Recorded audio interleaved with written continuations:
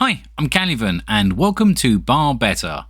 This series is for newer players and aims to help fill in some of the knowledge gaps between basic tutorials and more advanced guides. In this episode we're going to talk about static defences and look at how they fit into the early game.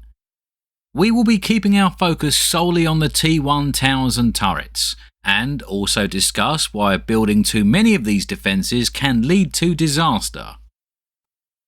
Before we start, there's something I want you to keep in mind. All of the T1 defences have their own individual uses. Don't think of the more expensive ones as simply better, as in reality this isn't really the case. They are all individually good and bad at different things. So let's have a quick run through all of the options and look at when and where to use them. To save time, I'm just going to be showing you the Armada options.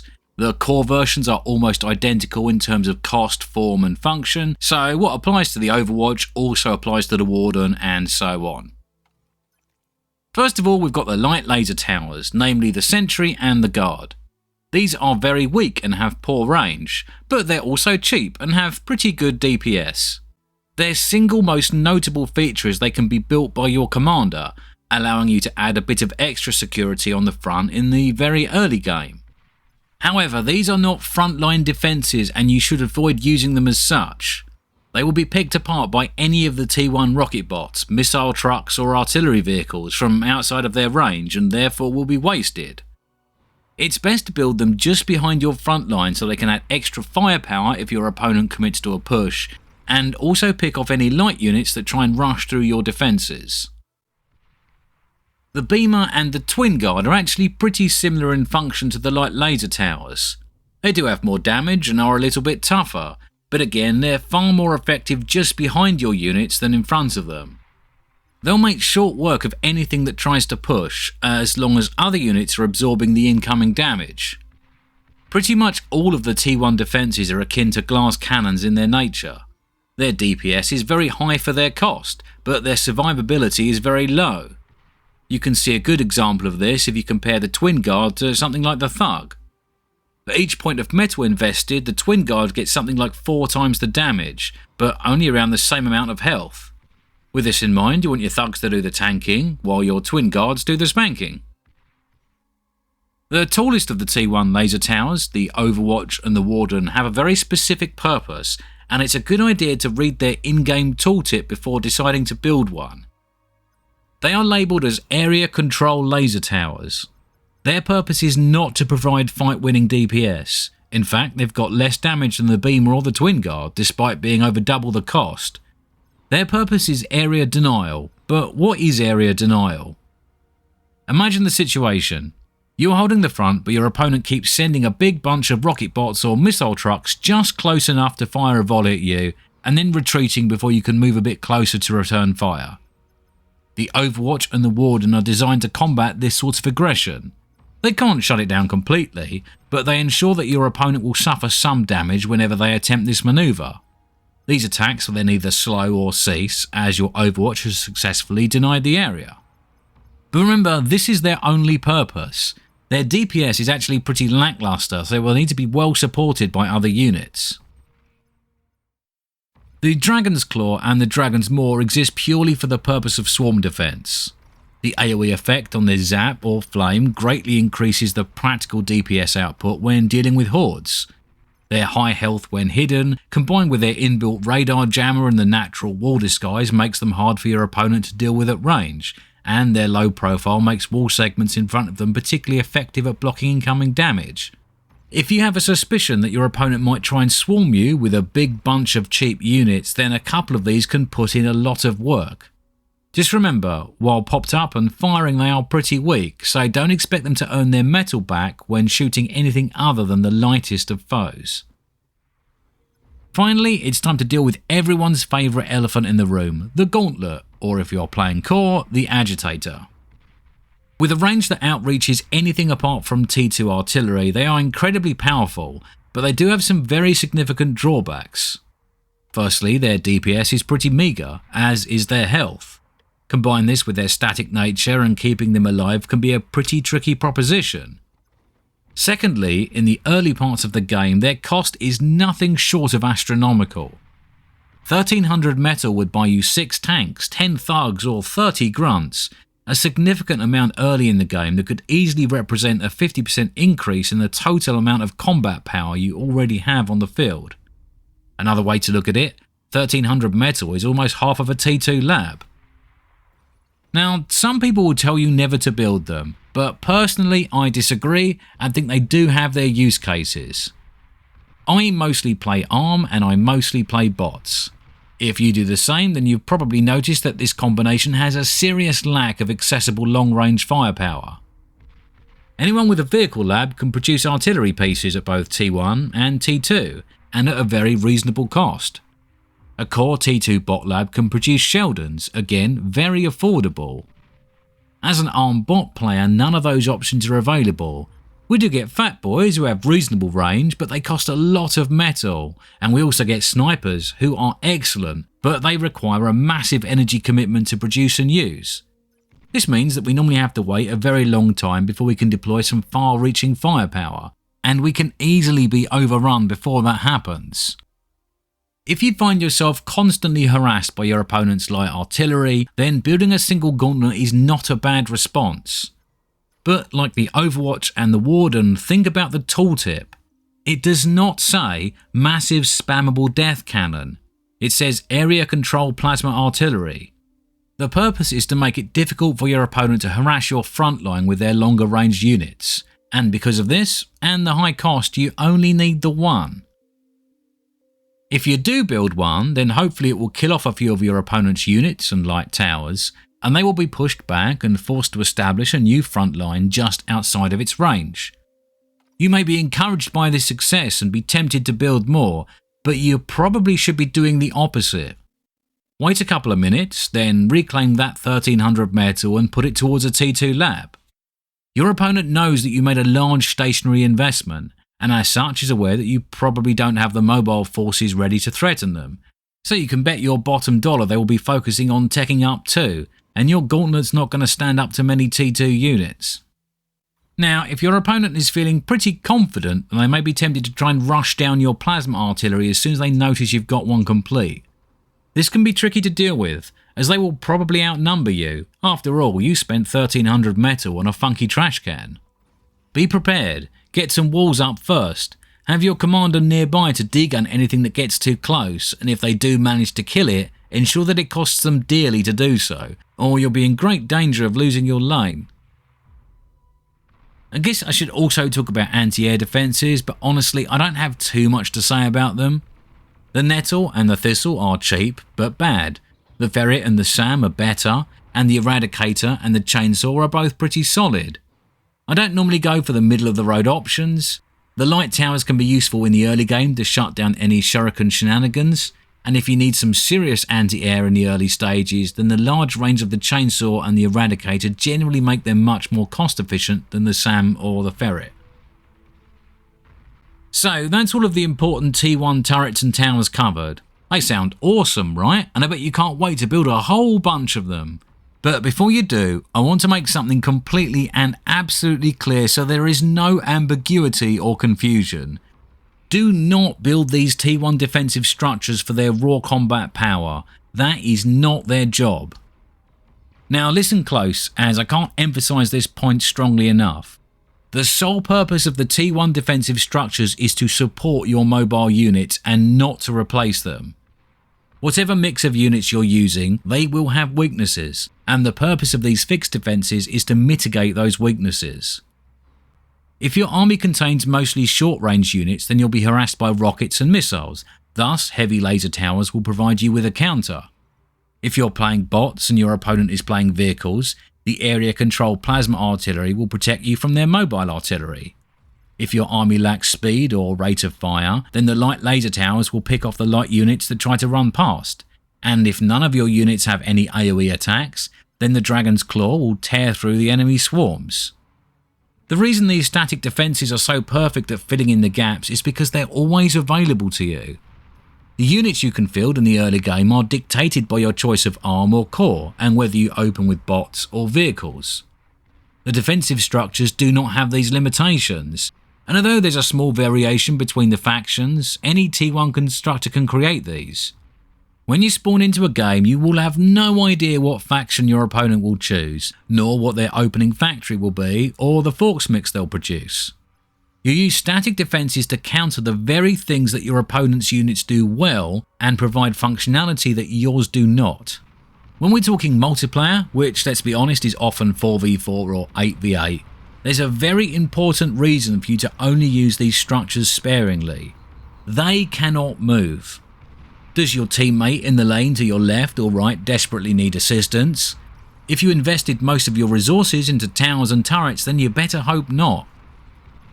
I think this is one of the biggest mistakes that the weaker players make in team games. They view their lane not as part of the wider battle, but as an individual mini-game separated from the whole. They spend 10,000 metal on static defences. The lane next to them gets overrun and the enemy reach the back line and do irrecoverable damage. The team resigns. They sit high and mighty. They held their lane, so it was the guy next to them that let the rest of the team down. They feel blameless, as in their mind they did their job but their teammate didn't. So they do the same thing in the next game, and the next one too, without ever realising that actually they were the ones who failed the team. You have to remember that there is no rule that says the enemy team has to all individually attack their direct opponent. In fact, this is the very worst thing for a team to do. To make a successful breakthrough, 2 or 3 players will need to attack a single position, as the huge numerical advantage makes it a breeze. Ganging up is an obvious tactic, but also there's an obvious counter. If the team members to the left and the right of the player receiving the brunt of this 3-on-1 attack of mobile units, then they can help in one of 2 ways. They can either move their units to bolster the defensive line, or they can launch an attack of their own. The first tactic evens up the odds, and the second one forces one or more of the attacking players to pull back their units to defend their own lane. Fixed defences do not give you any of these options. Put yourself in your opponent's shoes. The player directly opposite you has built 3 agitators, 4 wardens and a dozen laser towers, supported by walls, radars, jammers and construction turrets. You know that he can't launch an attack of his own because he spent all of his resources on things that can't move. So what do? You march all of your units over to the next lane and then gang up on his teammate. I see these mistakes time and time again in so many of the games I play. Sometimes it appears to work, but only when a player on the opposing team does the exact same thing and they effectively cancel each other out. Let's take a look.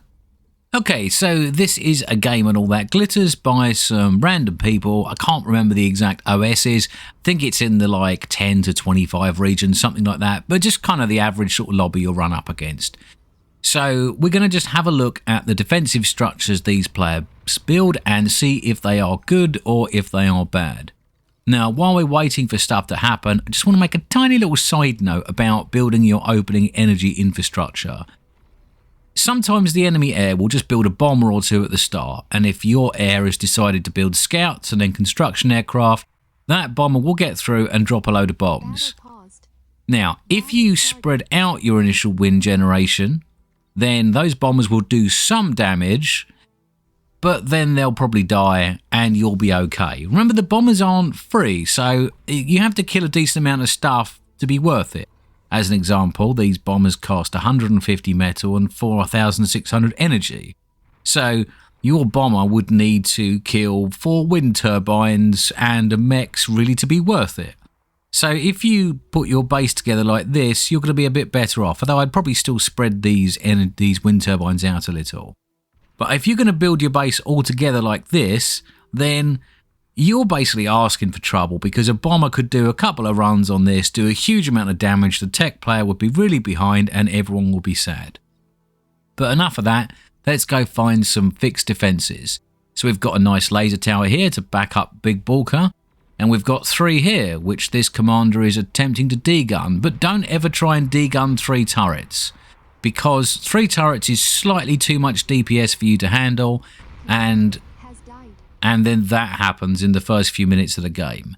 Now this is going to really set back Red in a massive way and give his direct lane opposition 1.25k metal that he shouldn't really have. So he's going to be really angry. In fact, he's complaining his teammate for that, but As we just saw, he just walked towards 3 light laser towers and sacrificed himself. So that's all on him. His teammate's fine. Don't do that. Now Heinrich Hoover is going to build up the 3 laser turrets again, but there's no reason to do this, because why? He hasn't got a commander anymore, and he hasn't really got any units coming in, and the units he has got all outrange the light laser turrets. So we do not build these here if we don't need them. They've already done their job. What we do is we move our units up to here, and then we build our light laser towers here just to give him a bit of extra backup in case he tries to run some fast units through. So let's see how everyone else is doing on the defences. See, this is good here. We've got a light laser tower up here just to give him a little bit of backup. Now we're going into an early gauntlet for this player here, as well as 2 sentries and an overwatch. But the question we have to ask ourselves is why? So his direct lane opposition has gone bots. I mean, he's building a vehicle lab now, but this guy's only going to have seen bots. So you don't need an overwatch. The gauntlet, you don't need a gauntlet. It doesn't really do anything that an overwatch can't, and it costs loads of metal. If we can see, Lost Gizmo has not got loads of metal. In fact, he's got none. And back at his base, he's got loads of construction vehicles, loads of turrets. He could have had a lot more vehicles out right now if he was not trying to build this gauntlet. And I don't think this gauntlet is really that useful at this point, because there's nothing to threaten him. He's got a decent amount of units, and I mean, at the state of play, the enemy isn't even in range of the gauntlet, so not doing anything. This here, waste of money. Let's have a look on these sides. So we have a couple of light laser towers at the back here. This is good, we like this, and radars are always good. Now, Litmaster has built a warden here. Now, this isn't a terrible idea because his opponent is fielding rocket bots, and the warden will keep them at bay a little bit. Although really, I would have liked to have seen this a little bit later. I would like to have seen an initial push of some units to push this player back into this canyon, and then I'd like to see the overwatch kind of here to stop them getting out of the canyon, because it means they will have a hard time flanking. So, not a bad idea on its own, but it could have been executed a bit better, I think. Now, if we look down here, Heinrich is queuing up 3 overwatches. This is a complete waste. Don't do this. Overwatches, like we said, they're area control. You don't need 3, you need 1.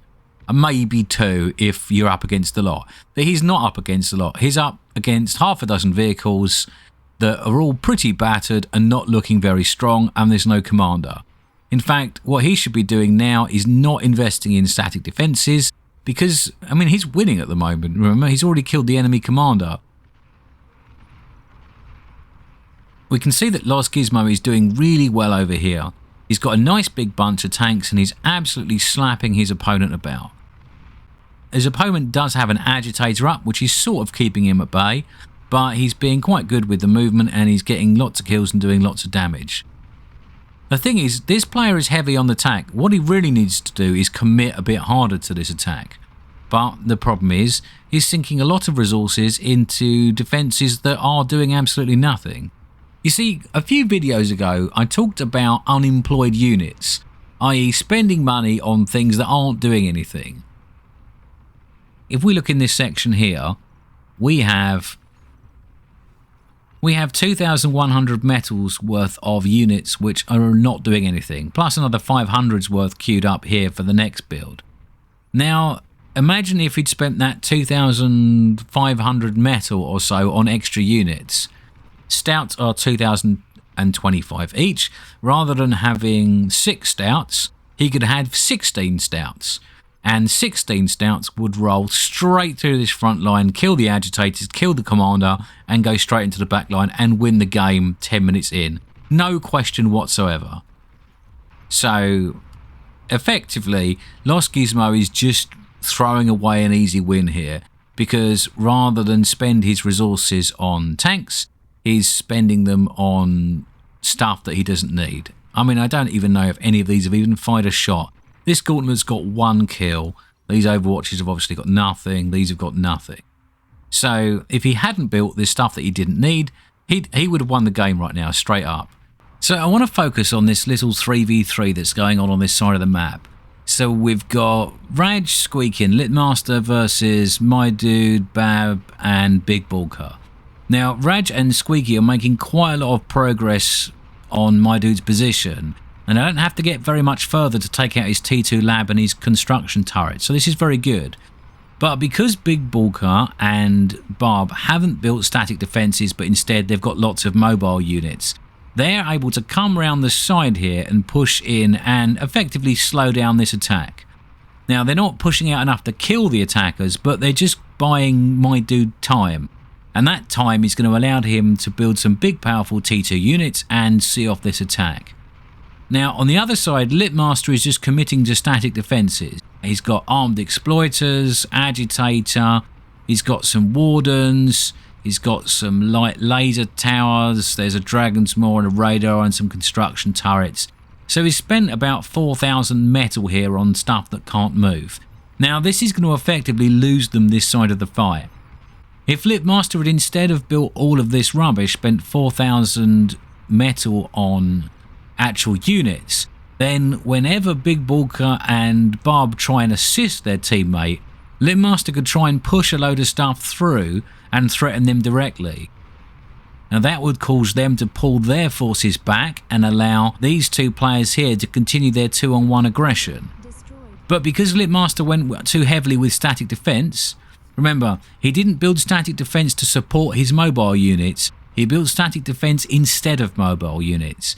And because of that, he can't put any pressure on here, and that means that these players are quite happily free to roam around and support their teammate, because essentially there's no pressure. By doing so, they bought my dude enough time to get 5 very big strong tanks out, which are absolutely slapping about all of these few T1 units. So there we go. I hope I've been able to highlight some of the good and the bad ways to use static defences. Remember, they're there to support your other units, not to replace them. So with that in mind, if you found this video useful, click the like button. If you've got any questions, then let me know in a comment or on the Discord and I'll do my best to get back to you. And as usual, if you want more of this sort of thing, then subscribe to my channel and I hope to see you back for the next one.